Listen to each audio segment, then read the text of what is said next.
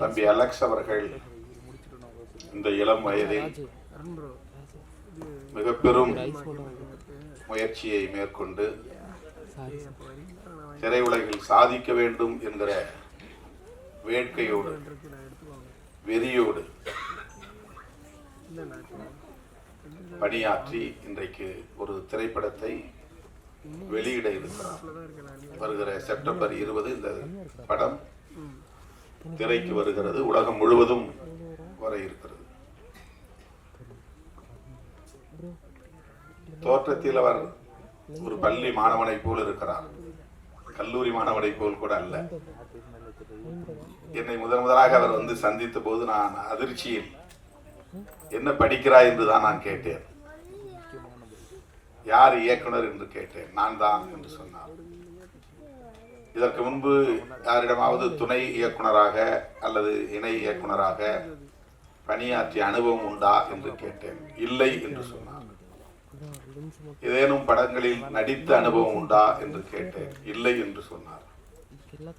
எந்த துணிச்சலில் நீங்கள் இப்படி இந்த களத்தில் இறங்குகிறீர்கள் என்றேன். வெறுமனே புன்னகைத்துக் கொண்டார். எதுவும் பெரிதாக அதற்கு விளக்கம் சொல்லவில்லை. அவரோடு வந்திருந்த தயாரிப்பாளர் அனீஷ், அவருடைய தாயார், 3 பேரும் தான் என்னை வந்து முதலாக சந்தித்தார்கள். இந்த படத்தை துவக்கி வைக்கக்கூடிய ஒரு வாய்ப்பை, படப்பிடிப்பை துவக்கி வைக்கக்கூடிய ஒரு வாய்ப்பை எனக்கு வழங்கினார்கள். என்னை ஏன் அணுகினீர்கள், இந்த துறைக்கும் எனக்கும் என்ன தொடர்பு என்ற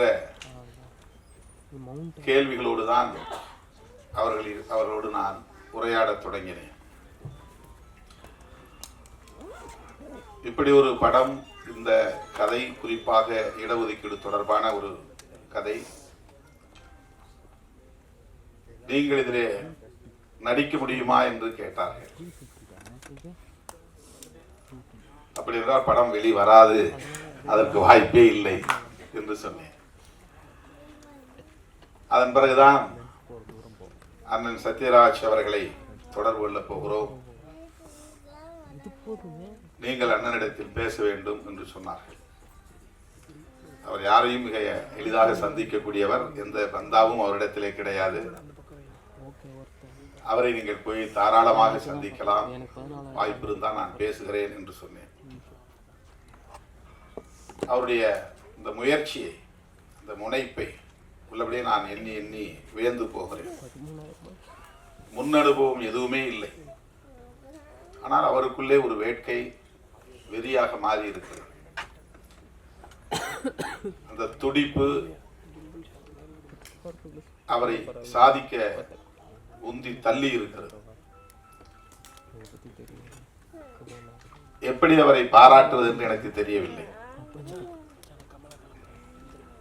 படத்தை தொடங்கி வைக்கிற போது அல்லது படப்பிடிப்பை தொடங்கி வைக்கிற போது என்னை அழைத்து எனக்கு அந்த வாய்ப்பை தந்த தம்பி அலெக்ஸ், அனீஷ், இன்றைக்கு இந்த முன்னோட்ட காட்சிகளை, ட்ரெய்லர் மற்றும் பாடல் காட்சிகளை, ஆடியோ ஆகியவற்றை தொடங்கி வைக்கக்கூடிய நிகழ்விலும் நான் கட்டாயம் பங்கேற்க வேண்டும் என்று அழைப்பு விடுத்து எனக்கு இந்த பெருமையை சேர்த்திருக்கிற தம்பி அலெக்ஸ் அவர்களுக்கும் அனீஷ் அவர்களுக்கும் அவருடைய குழுவை சார்ந்த அனைவருக்கும் முதலில் என்னுடைய நெஞ்சார்ந்த நன்றியை உரித்தாக்குகிறேன். நேற்று இரவு 8 மணி விமானம் பிடித்து நான் இரவே வந்து சேர்ந்திருக்க வேண்டும். தவிர்க்க முடியாத பல நிகழ்ச்சிகள் டெல்லியிலே, பெரும் மழையும் கூட. ஆகவே அந்த விமானத்தை பிடிக்க முடியவில்லை. பிறகு தொலைபேசியிலே தொடர்பு கொண்டு விவரத்தை சொன்ன போது, நாங்கள் தொடங்கி நடத்தி கொண்டிருக்கிறோம், நீங்கள் இடையிலே வந்து சேர்ந்தால் போதும் என்று அனுமதியை தந்தார்கள். ஆகவேதான் சற்று காலம் தாழ்ந்து வர நேர்ந்து விட்டது. காலை 8 மணி விமானம் பிடித்து இங்கே வந்து சேர 11:30 மணி ஆகிவிட்டது. இந்த ட்ரெய்லரை பார்த்தோம். முதலில் சென்சார் வாரியத்தை சார்ந்தவர்கள் எந்தெந்த காட்சிகளை அனுமதிக்க மறுத்தார்கள் என்கிற தகவலோடு அதை நம்மிடத்திலே போட்டு காட்டினார்கள். ஆனால் சத்யராஜ் அவர்கள் அதற்கு உரிய விளக்கத்தை தந்தார். காட்சிகள் அப்படியே இருக்கின்றன, வசனங்கள் மட்டும் மாறி இருக்கின்றன. சென்சார் போர்டு நமக்கு அனுமதி தந்து விட்டது. அந்த வகையிலே நாம் நன்றி சொல்ல கடமைப்பட்டிருக்கிறோம். இந்த படம் இடஒதுக்கீடு தொடர்பான கருத்துக்களை விரிவாக பேசுகிறது. புரட்சி தமிழர் அண்ணன் சத்யராஜ் அவர்கள் மிக முக்கியமான பாத்திரத்தை வகிக்கிறார். அவருடைய வசனங்கள் மிக இயல்பானவை, எந்த செயற்கைத்தனமும் அவரிடத்தில் இருக்காது. 1980களின் தொடக்கத்தில் 85 என்று நான் கருதுகிறேன், கடலோர பகுதிகளில் வசிக்கும் மீனவர் குப்பங்களில் பள்ளிக்கு செல்லாத மாணவர்களை திரட்டி அவர்களிடையே நடப்பு அரசியல் குறித்து பேச வேண்டும், கல்வி தொடர்பாக பேச வேண்டும் என்கிற ஒரு பணி எனக்கு. நான் MA கிரிமினாலஜி முடித்த பிறகு சட்டம் பயிலுவதற்காக விண்ணப்பித்துவிட்டு காத்திருந்த ஓரிரு மாத இடைவெளியில் ஒரு தனியார் நிறுவனத்திலே மாதம் 300 ரூபாய் சம்பளத்தில் போய் வேலைக்கு சேர்ந்தேன். நான் ஃபார்மல் எஜுகேஷன், சும்மா ட்ராப் அவுட்ஸ் சில்ட்ரன், பள்ளிக்கு போகாமல் 8ஆவதோட 10ஆவதோட நின்றுட்டு வீட்டில் திரிஞ்சிட்டு இருக்கிற பையங்களை கூப்பிட்டு வச்சு அவங்களோட பேசணும். அதுதான் இந்த ஜாப். அப்போ நான் சண்முகம் பிள்ளை தெரு, அம்பேத்கர் பாலம் பக்கத்தில், அங்கே நான் போய் அந்த இளைஞர்களை திரட்டுவதற்காக போய்கொண்டிருந்த போது ஒரு இடத்திலே சுவரில் சத்யராஜ் ரசிகர் மன்றம் என்று பெரிதாக எழுதி அவர் படத்தை வரைந்து வைத்திருந்தார்கள். அந்த இடத்துல ஒரு 10 பேர் நின்றுட்டு இருந்தாங்க, சின்ன சின்ன பசங்க. அவங்க தான் டார்கெட் எனக்கு. அவங்கள போய் தான் போய் திரட்டணும், அவங்கள தான் கூப்பிடணும். அப்போ நான் அந்த மாணவர்கள்ட்ட போயிட்டு, அந்த இளைஞர்கள்ட்ட போயிட்டு, என்ன அங்கே நின்றுட்டு இருக்கிறீங்க, இது என்ன ரசிகர் மன்றம், யாரு எனக்கு தெரியாதப்போ முதல்ல அதான் ஃபர்ஸ்ட் டைம் நான் பார்க்குறேன், சத்யராஜ் அப்படிங்கிற பேரை நான் பார்க்குறேன். அவங்க ஒரு அடைமொழி போட்டிருந்தாங்க, வாய்ச்சொல் வீரர் அப்படின்னு போட்டிருந்தாங்க. அதாவது நல்ல வசனம் பேசக்கூடியவங்கிறதுக்காக. வாய்ச்சொல் வீரங்கிறது வேற அர்த்தம். அது அவங்களுடைய ரசிகர் மன்றத்துக்கு அப்படி போட்டிருந்தாங்க. படத்தை பெருசா வரைஞ்சி வச்சிருந்தாங்க. எனக்கு திரைப்படம் பார்க்கறதுல பெரிய ஈடுபாடு கிடையாது. இப்போ எனக்கு அது தெரியல. அவங்கள்ட்ட கேட்டப்ப, என்ன நீங்க இவரு யாருன்னு கேட்டீங்க அப்படின்னு அவங்க கோவப்பட்டாங்க. அந்த பையன், என்ன இவரை போய் யாருன்னு கேட்டீங்க, நாங்களாம் அவருடைய ரசிகர்கள் அப்படின்னு. அந்த தம்பிக்கு தான் அப்புறம் போய் நான் ஒரு காந்தி மன்றம்னு ஒன்று இருக்குது, அந்த இடத்துல உட்கார வச்சு எல்லாத்தையும் பேசிக்கிட்டு இருக்கும்போது இந்த இளைஞர்கள் சொல்லி தான் எனக்கு அண்ணன் சத்யராஜ் அவர்கள் அறிமுகம். அவரை பற்றி அறிந்து கொள்வதற்கான எனக்கு ஒரு வாய்ப்பு கிடைச்சது. அவர் திரைப்படத்துக்குள்ள நுழைஞ்ச பிறகு இந்த திரைப்படம் எவ்வளவு இலகுவாக சாதாரண மக்களிடத்தில் போய் சேர்ந்தது. திரைப்படங்கள், இந்த பேசுகிற வசனங்கள், அண்ணனுக்குன்னு ஒரு தனி சிறப்பு உண்டு. எந்த காட்சியும் எவ்வளவு இலகுவாக கையாளக்கூடியவர். அது பெரிய ரிஸ்கே இருக்காது, அதுக்கு எந்த பந்தாவும் இருக்காது. இந்த வசனம் பேசுறதுல இப்போ கூட பாருங்க, அந்த ப்ரொஃபஸர் இங்கிலீஷ்ல பேசிட்டே இருப்பார். அந்த மேனேஜர், அந்த காலேஜ் தாளாளர், கரஸ்பாண்டன்ட் பேசிட்டு இருப்பார். ரொம்ப சாதாரணமா அவரை பேசிட்டு போவார். நான் சொல்றதுதான் நீ கேட்கணும் அப்படின்ட்டு. அப்படிப்பட்ட ஒரு ஆளுமையை இந்த படத்தில் கதாநாயக பாத்திரத்தில் வைத்து தம்பி அலெக்ஸ் அவர்கள் முதல் படத்திலேயே ஒரு பெரிய ஆளுமையை இயக்கி இருக்கிறார். அது அலெக்ஸுக்கு கிடைத்திருக்கிற மிகப்பெரிய வாய்ப்பு. சாதாரணமான விஷயம் இல்லை. அந்த முத்தரசன் அவர்களும் சொன்னார், தம்பி பார்க்கறதுக்கு சின்ன பையன் மாதிரி இருக்கிறான், இந்த பையனை பார்த்துட்டு சில பேர் டைரக்டர் யாரு, அவருக்கு என்ன பேக்ரவுண்டு, அவர் எத்தனை படங்கள் பண்ணியிருக்கிறாரு, எவ்வளவு படங்கள் ஓடி இருக்கு, என்ன கமர்ஷியலா அதில் என்ன ப்ராஃபிட் கிடைச்சிருக்கு அப்படிலாம் பார்த்து தான் ஒப்புதல் கொடுப்பாங்க. வருமானம் முக்கியம் இல்லை, அதுக்கு பேரு முக்கியம் நினைப்பாங்க.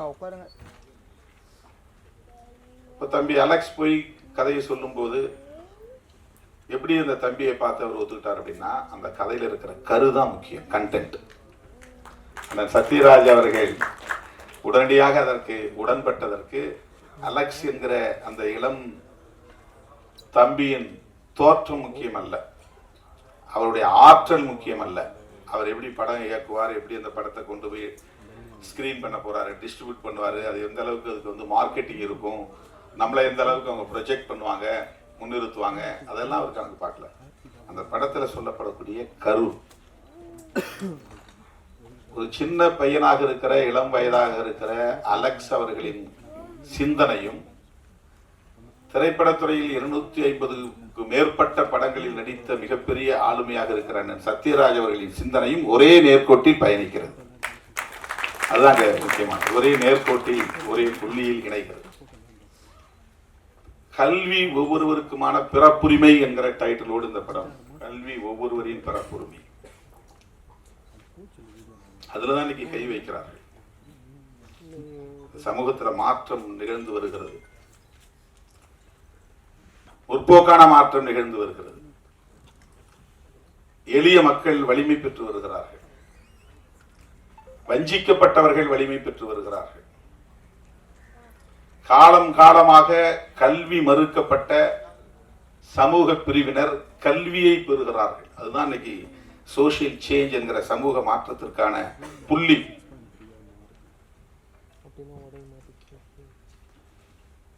ஒருவனுக்கு வேலை வாய்ப்பு தரலாம், விவசாயத்தில் கூட வேலை வாய்ப்பு கிடைக்கிறது, ஆடு மாடு மேய்ப்பது கூட வேலை வாய்ப்பு தான், கல்லுடைப்பது கூட வேலை வாய்ப்பு தான், அதில் பொருளாதாரம் கிடைக்கிறது. ஆனா அது சமூக மாற்றத்திற்கு அடிப்படையாக இல்லை. கல்லுடைக்கிறவர்கள் கல்லுடைத்துக் கொண்டே இருக்கிறார்கள், எந்த மாற்றமும் நிகழவில்லை. ஆடு மாடு மேய்ப்பவர்கள் ஆடு மாடு மேய்த்துக் கொண்டே இருக்கிறார்கள், எந்த மாற்றமும் நிகழவில்லை. அவங்க பசிக்கு சோறு கிடைக்கிறது, அவ்வளவுதான். கல்வி கிடைக்கிற போதுதான் சமூகத்தில் தலைகீழான மாற்றங்கள் நிகழ்கின்றன. கல்வி இல்லாத வேலை வாய்ப்பால் எந்த மாற்றமும் கிடையாது. கல்வியோடு சேர்ந்த வேலை வாய்ப்பால் தான் மாற்றங்கள் நிகழ்கிறது. ஆகவே கல்வியை எப்படி பெறுவது? எல்லோரும் சமமான வாய்ப்பை எப்படி பெறுவது? இதுதான் மிகப்பெரிய கொஸ்டின். ஈக்குவாலிட்டி எப்ப வரும் அப்படின்னு சொன்னா, சமமான வாய்ப்பு வருகிற போதுதான் ஈக்குவாலிட்டி, சமத்துவம். கல்வியில் சமமான வாய்ப்பு, அது ரொம்ப முக்கியமானது. சமமான வாய்ப்பு என்றால் நிகழ்காலத்தில் போட்டியில் பங்கேற்கிறவர்களிடையே அளிக்கப்படுகிற வாய்ப்பல்ல சமமான வாய்ப்பு. வரலாற்று பின்னணியோடு இணைத்து ஒவ்வொருவரும் எப்படி கடந்த காலங்களில் வாய்ப்புகளை பெற்றிருக்கிறார்கள், வளர்ச்சி அடைந்திருக்கிறார்கள் என்று ஒப்பீடு செய்கிற போது தலைமுறை தலைமுறையாக படித்த சமூகத்தினர், படிக்கிற வாய்ப்பை பெற்ற சமூகத்தினர் மிக சிறுபான்மையாக இருக்கிறார்கள். தலைமுறை தலைமுறையாக படிக்க வாய்ப்பற்ற நிலையில் இருக்கிற சமூக பிரிவினர் பெரும்பான்மையாக இருக்கிறார்கள். தலைமுறை தலைமுறையாக படிக்க வாய்ப்பற்ற சமூக பிரிவினர் தலைமுறை தலைமுறையாக படித்த சமூக பிரிவினரோடு மோத முடியுமா? மோத முடியாது. காம்படிட் செய்ய முடியுமா? போட்டி போட முடியுமா? முடியாது. ஆகவேதான் காலம் காலமாக தலைமுறை தலைமுறையாக படிப்பதற்கான வாய்ப்பு மறுக்கப்பட்ட, வஞ்சிக்கப்பட்ட சமூக பிரிவினருக்கு ரிசர்வ்டு சில இடங்களை தனித்து ஒதுக்கி வைக்க வேண்டும். மாற்றுத்திறனாளிகளுக்கு இந்த இடம், இந்த இருக்கல வேற யாரும் உட்காரக்கூடாது. பேருந்துல ஏறினா பெண்களுக்கென்று இடம், இது பெண்களுக்கென்று ஒதுக்கப்பட்டிருக்கிற இடம், இதுல யாரும் ஆண்கள் உட்காரக்கூடாது. எல்லாரும் டிக்கெட் ஒரே மாதிரி தான் எடுத்துட்டு வராங்க. ஏன் அவங்களுக்கு reserved for women, reserved for differently abled எதற்காக ஒதுக்கப்பட்டிருக்கிறது என்றால், அவர்கள் பிறரோடு போட்டி போடக்கூடிய வலிமையற்றவர்கள். ஆகவே அவர்களுக்கென்று இதை ஒதுக்கி வைக்கிறோம். அந்த ஒதுக்கி வைக்கிற அந்த போக்குக்கு பேர் தான் சோசியல் ஜஸ்டிஸ். அதுதான் சமூக நீதி. சமூக நீதியை பேசுகிற ஒரு படமாகத்தான் தோழர் சேக்குவேரா படம் அமைந்திருக்கிறது. சமூக நீதியை பேசுகிற படம். ஒரு காலத்தில் புராணங்களை படமாக்கினார்கள். மகாபாரதத்திலிருந்து ஒரு பகுதி எடுத்து படமாக்குவாங்க, ராமாயணத்திலிருந்து ஒரு பகுதி எடுத்து படமாக்குவாங்க. குடும்ப கதைகள் அப்படிங்கிற பேர்ல நிறைய கதைகள் வரும். குற்றம் பின்னணி கொண்ட கதைகளாக வரும். இதுதான் ஒரு காலத்தில் இருந்துச்சு. இந்த மாதிரியான முற்போக்கு அரசியலை பேசுகிற கதைகள் திராவிட இயக்கங்களின் வருகைக்கு பிறகுதான் தமிழ் சூழல்ல உருவானது. அண்ணா திரைத்துறையிலே அடியெடுத்து வைத்த பிறகு, கலைஞர் திரைத்துறையிலே ஒரு ஆளுமையாக வளர்ந்த பிறகு, எம்.ஆர். ராதா உள்ளே நுழைந்த பிறகு, என்.எஸ். கிருஷ்ணன் ஒரு பெரும் சக்தியாக அங்கே உருவெடுத்த பிறகு, இதையெல்லாம் திரைத்துறையிலும் பேச முடியும். பகுத்தறிவு கருத்துக்களை பேச முடியும், சமூக நீதி கருத்துக்களை பேச முடியும், சமூக உரிமைகளை பேச முடியும். அதுதான் இந்த இடத்துல ஒரு பெரிய திருப்பு முனை. இன்னைக்கு இந்த அளவுக்கு நம்ம சிந்திக்க முடியுது, படத்தை இப்படி எடுக்க முடியும், இப்படி வசனங்களை வைக்க முடியும். நீ உயிரோடு இருக்கிற மாட்டை வெட்டி விற்பனை பண்ணி வெளிநாட்டுக்கு அனுப்புற, அதுல பால், மாட்டு உடல்ல இருந்து உற்பத்தி ஆகிற பால் சாப்பிட்ற, பாலை ஊற்றி வைத்து தயிராக சாப்பிட்ற, தயிரை கடைஞ்சி மோரா சாப்பிட்ற, அதுல இருந்து தனியை பிரித்து எடுக்கிற வெண்ணெயை சாப்பிட்ற, வெண்ணெயை உருக்கி நெய்யா சாப்பிட்ற, எல்லாமே மாட்டோடு சம்பந்தப்பட்டது தான். வெறும் சக்கையா இருக்கிற கறியை நான் சாப்பிட்றேன், அதுல இருக்கிற ஜூஸ் அவ்வளவும் உனக்கு வந்துடுது. நீ உயர்ந்த சாதி, நான் தாழ்ந்த சாதி. மாட்டுக்கறியை சாப்பிடுன்னு உன்னை சொல்றது தப்பு, அதே மாதிரி சாப்பிடாதன்னு என்ன நீ சொல்றதும் தப்பு. இதையெல்லாம் திரைத்துறையிலே பேச முடியும் என்கிற சுதந்திரம் திராவிட இயக்கங்கள் திரையுலகில் பயணித்த பிறகுதான் உருவானது.